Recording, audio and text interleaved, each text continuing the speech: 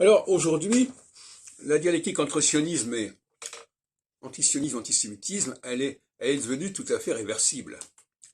Est-ce que c'est l'antisémitisme qui déclenche l'antisionisme, ou est-ce que c'est l'antisionisme qui déclenche l'antisémitisme?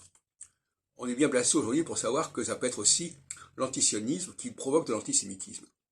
Mais autrefois, on disait plutôt, ah ben ici ils sont antisionistes, c'est qu'ils sont antisémites.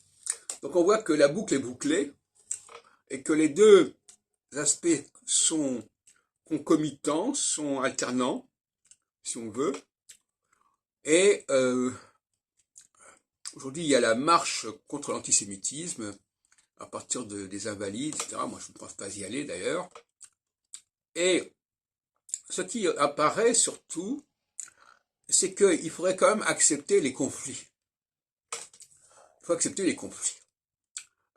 Moi, je suis pour une société conflictuelle, notamment en phase équinoxiale, c'est-à-dire où l'on sait que l'on n'est pas du même bord que l'autre. Et autrement, on est dans une sorte de syncrétisme solsticial. Alors la solsticialité, c'est le refus du conflit. C'est le déni du conflit, le déni de la différence, à tout point de vue. Donc c'est ce que j'appelle le syncrétisme, c'est-à-dire tout ce qui est différent peut ne faire qu'un.